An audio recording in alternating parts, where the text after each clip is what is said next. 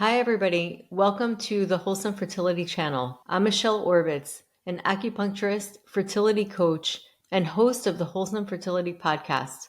I help women optimize their fertility using traditional Chinese medicine, nutrition, and mind-body approaches. If you're on the fertility journey and want to learn natural ways to boost fertility, balance hormones, and feel more empowered, make sure to hit that subscribe button and turn on notifications so that you won't miss any future episodes. Now let's dive into today's topic. Did you know that your nervous system plays a direct role in your fertility? Most people know that stress affects reproductive health, but few realize that chronic stress can throw off your hormones, disrupt ovulation, lower sperm quality, and even affect implantation. The good news, you can shift your nervous system into a fertility-friendly state. In today's video, I'm going to cover how chronic stress can impact fertility for both men and women, how the yin and yang balance impacts your nervous system, and simple, science-backed, TCM-inspired ways to restore balance. This information can be game-changing, so be sure to watch until the end for practical tools you can start using today. So first, I'm going to talk about the autonomic nervous system. And it is basically what is hidden in the background, taking care of your body at all times, whether you're conscious of it or not. So for short, we can call it ANS. So the ANS controls involuntary functions such as heart rate, digestion, and reproductive function. It has two main branches. One is called the sympathetic nervous system, and you may have heard this referred to as the fight or flight. And the other is the parasympathetic nervous system, and that is considered the rest and digest. So if you want to think of this as the yin and yang, the yang is more active and it would be more of the fight or flight, which isn't a bad thing because everything that we have in our bodies are there for a reason. And the parasympathetic nervous system, which is the rest and digest, would be considered more of a yin, which is more in its potential and it's more calm and inert. So when these two systems are in balance, everything works really well. And ultimately, we need both in order to survive. And that is why it's there in the first place. But when stress takes over and the body shifts into survival mode, then this is considered more chronic stress. It's something that happens all the time. So we're not meant to have this fight or flight mode happen chronically. We're meant to have it to take us out of danger. But we're not always in danger and we'll still feel it because of our stressful thoughts or stressful situations in our life will cause us to feel like we need to survive. So when this happens chronically, it creates a sympathetic nervous system in overdrive, and this can directly impact fertility. So just to recap on the yin and yang, if you haven't heard about this before, the yin is a more feminine, quiet, calm state, and it's more receptive. It's cooling. It is considered the moon, whereas the yang is the sun. It's more cooling. It has that impact on the body. It's also a more restful state. And the yang is more active. It moves quickly. It is more the fight or flight. It has a yang energy. And the yang could be more heating. So like I said, it's more representative of the sun and mobilizes energy for action. Generally, although fight or flight and rest and digest are just one examples that have yin and yang qualities, we have yin and yang aspects of our bodies really for everything. And in order for our bodies to thrive in general, the yin and yang have to have a harmonious state. So they need to work together as a couple. And when that happens in a harmonious, balanced state, that is when we thrive. And you can think about it as homeostasis. The body likes homeostasis, and homeostasis is really vital in order for our bodies to thrive. So we can also look at actions that we're doing. If we're doing things that are too young, too active, like type A personality type of thing, where everything on the checklist has to get done, and we're not really taking time out for the rest and digest or for time to just get more restorative sleep, restorative rest, or do things that are less action oriented, When we don't have that balance, then we go into a more overdrive aspect of the yang, and that can burn us out. And it's important to note that when we get into a survival mode, our bodies and our minds are not focused on any kind of creativity whatsoever, because we have to survive. And the body's always going to favor survival over reproduction. If reproductive energy needs energy, then it's going to basically tap, it's kind of like our savings account. And the body, if it's really depleted, it's going to tap into the savings account and use that for survival, which means that it's taking energy away from reproduction. And when energy is being taken away from reproduction, then it's not going to reproduce, because that is not priority. The priority is survival.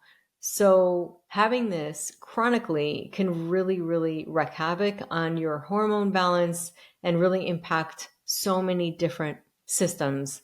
It can impact how you sleep. When people feel really stressed, then they're going to have a really hard time falling asleep because their nervous system is constantly wired and ready. When we're in a survival mode, we're not going to want to sleep too deeply, because look at our ancestors. If they knew that they were in danger, they were going to be a lot more awake. You see a lot of cats with their ears open. Their nervous system is very receptive to any kind of noise. So small noises can wake us up, and we're not going to be in a state where we can just let go and feel safe. And ultimately, being in the rest and digest mode really means feeling more safe. Another thing to consider is the fact that our rest and digest mode, based on the actual description of that, means that it's restorative, the rest, but it also helps digestion. So we know that high stress that is chronic can lead to issues with digestion. So our digestive health is incredibly important when it comes to fertility health. In Chinese medicine, we look at the spleen and the stomach as a pair. And those organs are actually, even though the spleen in Western medicine is more something that works on our immune system, which the spleen and stomach do to some extent, because when our digestive health is really healthy, our bodies have enough energy to fight off any disease, really. So it gives us the energy that we need. So we need our digestive system to work properly in order to nourish our bodies so that our bodies are able to get energy. Plus, it also, with a healthy digestive system, you have less inflammation, and a lot of imbalances with the digestive system or even our gut microbiome can impact autoimmune conditions or our immunity and have it a little more hyperactive because there's chronic low-grade inflammation at all times. So those are things that are actually really, really important. And as we know, chronic stress can impact our digestive system. So we have a relationship really between the brain and the gut, and it is mediated by something called the vagus nerve. And that is a cranial nerve that is in charge, and actually having it stimulated can impact your heart rate and it can impact your digestive system. So it has a direct communication between the brain, and it has a direct communication to the enteric nervous system. So the enteric nervous system is basically our digestive nervous system. It runs from your mouth all the way down to your anus. So it's basically your whole digestive system has its own nervous system, and this is called the enteric nervous system. So your thoughts and emotional state and stress levels can impact your gut health through the nervous system. And of course, if your sleep is impacted, this is going to cause your hormones to get impacted, because sleep helps restoration. It also helps deplete excess hormones and balance hormones altogether. It also impacts our circadian rhythm. And for women, this is really important when it comes to their menstrual cycle, because our circadian rhythm, which is our 24-hour clock, also impacts our infradian rhythm, which is the 28 to 29 day cycle, which is our menstrual cycle. And when it comes to Chinese medicine, our heart health or heart state is really, really important when it comes to fertility health. It has a direct line of communication and a direct vessel to the uterus, which through something called the Bao Mai channel. And this is really important for conception. So many times when our hearts are not in the right place, then it can impact really how our uterus and our womb reacts.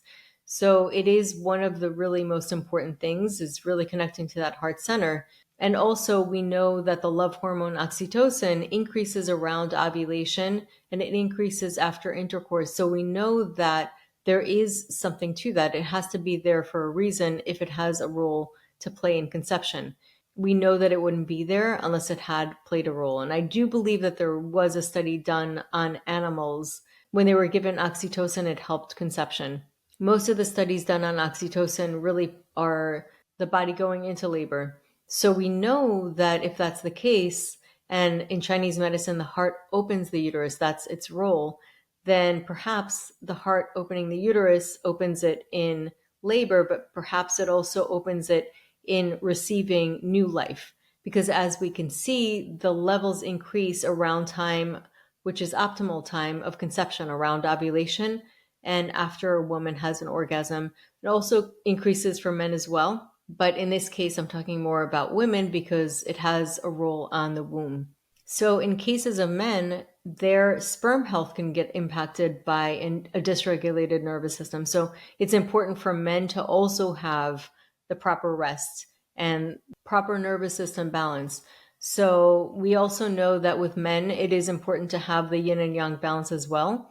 When it comes to overall, yang is more of a male energy and they do have a lot of that heat, but also the sperm is really surrounded by yin fluids. So it is very yin also in nature, even though it's very quick swimming.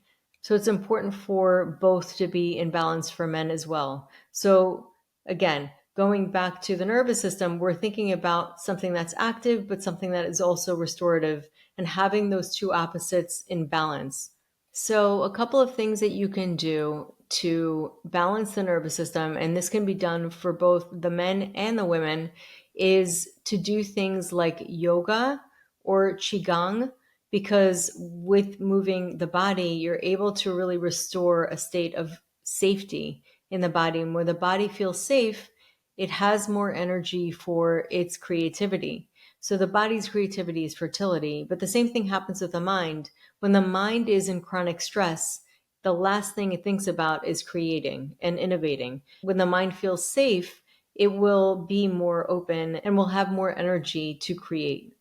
So another thing that can be done is grounding. Grounding is incredibly calming and it also calms the nervous system because most of the time it's done outside, although you can get a grounding mat if need be, which is something that you can purchase online and you can use indoors. Grounding has an impact to regulate your circadian rhythm. It also helps you sleep really well at night. And it also has an impact on lowering inflammation on the body. This is scientifically proven, and there's studies about this, and it's pretty amazing. It also decreases the time for wound healing, which means that it heals the body really quickly. Native Americans have always talked about why it is so important, and actually that the body can become sick if it doesn't ground. So grounding is incredibly important, and one of the things that is often missed these days because we have rubber soles and our feet don't really have many opportunities to ground into the earth.